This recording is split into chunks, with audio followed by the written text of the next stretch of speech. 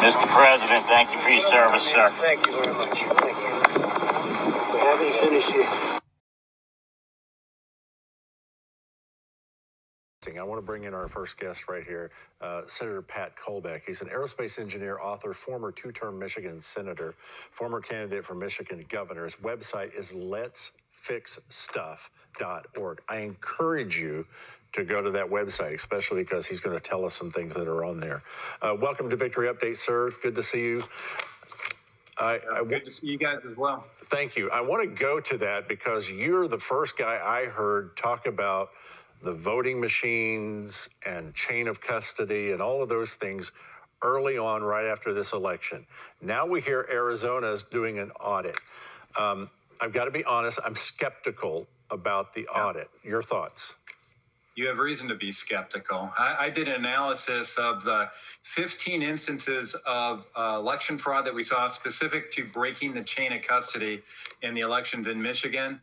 And out of those 15 instances of election fraud, guess how many were actually uncovered by the latest guidelines being provided by our Secretary of State? And I'll save you the math, it's zero. Not one of them. The guidelines do not go in sufficient detail to get into what actually is occurring to break the chain of custody in our elections. So why is that? Is that just laziness or incompetence or what is it? Why? It could be deliberate. I mean, in the private sector, I used to do audits all the time. And the degree to which you hold somebody accountable is the degree to which they want to be held accountable. And what we're seeing is a lack of desire for the Secretary of State to be accountable to them, to the people of whatever the state is. In the state of Michigan here, it's obvious that they don't want to be held accountable to our citizens. And actually, along those lines, I had an interesting little anecdote today. I went up to our Michigan Secretary of State website, and on their homepage for their website, they had two links. One is to report misinformation that's been shared about the election, and the other is their fact check button. And I noticed that they didn't have any button for people to submit examples of election fraud. So it seemed like they were kind of skewed on that. You know what? I posted up on social media. Within 25 minutes of posting that up on social media, that section of their website was taken down. They're not interested in transparency. They're not interested in getting to the bottom of these issues because I would submit that they're culpable of and enabling a lot of this review, though. Well, let's move right on. You're one of the very first people, sir, that brought to light some things you witnessed firsthand in the election, how that things were plugged into modems, and I'm paraphrasing here, and you've actually testified to the things that you saw. Can you give us any update on where that's gone, what happened, or what is happening? I think the evidence of foreign interference in particular is going to get highlighted over the next few weeks.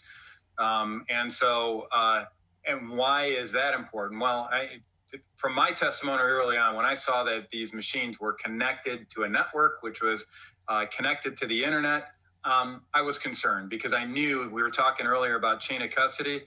When you're connected to the internet, you open yourselves up to what they call a man-in-the-middle attack, where when you think you're transferring information from point A to point B, you're actually transferring it from point A to point C to point B. And that point C is that man in the middle that's potentially manipulating that data. Well, now we're finding out more and more, and we've seen this for a long time, but I think it's going to be, the evidence that's going to be presented is more and more compelling as the days go on. You're going to see evidence that there was indeed foreign influence in our elections, where data that should only been going from point A to point B in the United States was actually going overseas changing as it came back. Okay, so I'm going to jump in here. I'm going to be that advocate for a minute. I didn't say devil's advocate. I'm going to be that advocate. And I'm going to push back just a little bit on you here. This was a free and fair election. We've been told that over and over again.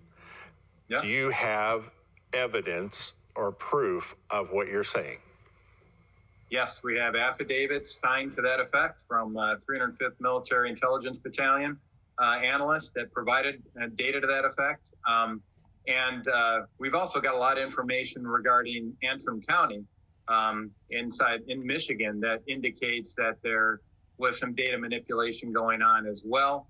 The internet connectivity part of it is something we want to address separately, but there's a ton of information that is coming out, and best thing I can say is that I can provide you with a bunch of affidavits today that actually demonstrate that this chain of custody was broken with foreign influence.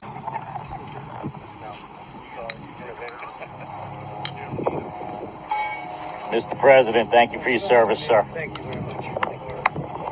But haven't finished yet. Good, good. Exactly.